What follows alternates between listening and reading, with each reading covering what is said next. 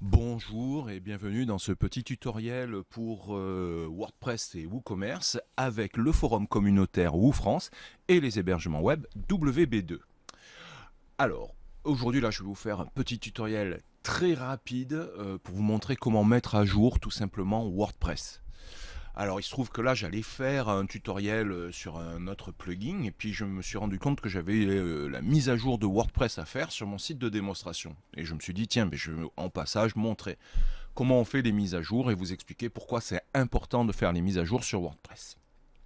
Vous le voyez, je suis sur mon tableau de bord et j'ai un petit message en haut, WordPress 5.6 est disponible, veuillez mettre à jour maintenant. Donc c'est assez simple, hein. Je vais aller cliquer sur mettre à jour ici ou ici aussi également, donc dans le tableau de bord mise à jour, et nous allons voir que nous avons la liste des mises à jour qui sont disponibles.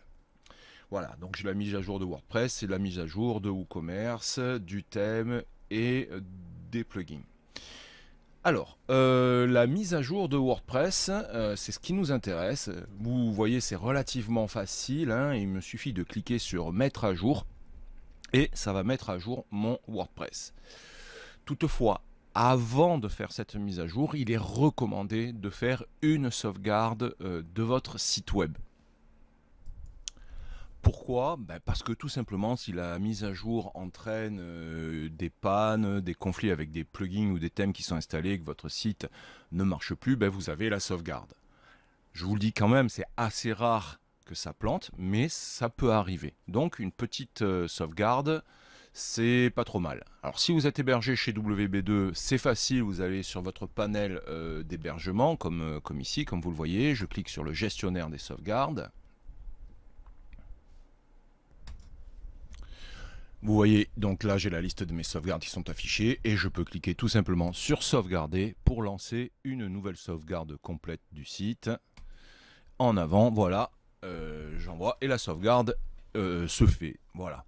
Donc c'est assez facile hein, si vous êtes hébergé chez WB2 de faire une sauvegarde. Une fois que ma sauvegarde est faite, je vais pouvoir lancer la mise à jour de WordPress. Donc je vais cliquer sur le bouton mettre à jour et WordPress va automatiquement faire le travail de mise à jour. Alors, je vous explique maintenant pourquoi c'est important de faire les mises à jour. On a souvent tendance à dire ouais bon mon site web il marche, moi je n'y touche pas, ça va très bien. Mais en fait WordPress c'est quand même tout un écosystème vivant et il faut savoir que les développeurs mettent à jour WordPress, mettent à jour les plugins pas uniquement pour nous ajouter des fonctionnalités, mais aussi pour patcher, pour réparer, si vous voulez, des failles de sécurité qui ont été découvertes dans le logiciel. Voilà.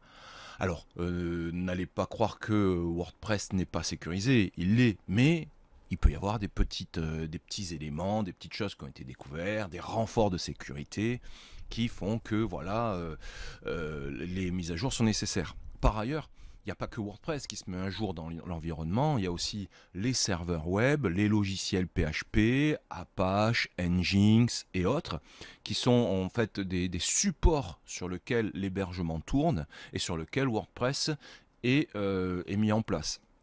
Donc, au fur et à mesure de l'évolution des uns, il faut aussi que les autres évoluent. Et si vous ne mettez jamais à jour WordPress et qui tourne encore, on va dire, sur PHP 3, ce qui est improbable, là, votre site, il fonctionnera sur aucun hébergement parce que tous les hébergements maintenant sont à minima en PHP 5. Voilà. Voilà, vous comprenez? En fait, c'est pour ça qu'il faut faire les mises à jour. Et il en est de même pour les thèmes et il en est de même pour les plugins. Voilà.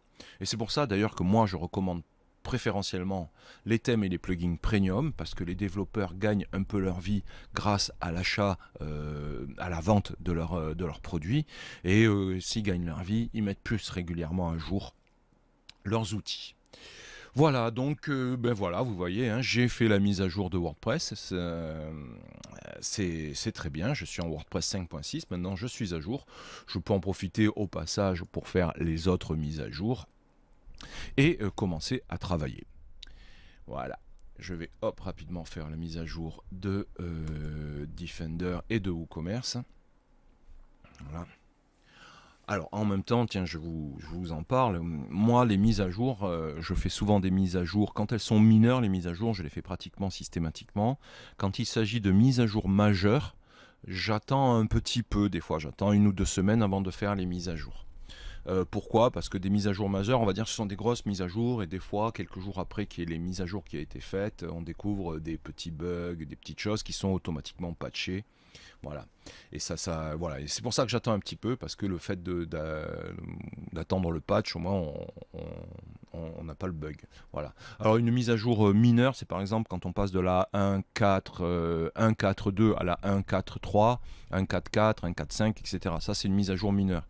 Et quand on passe à la 1.5, là, on dit que c'est une mise à jour majeure.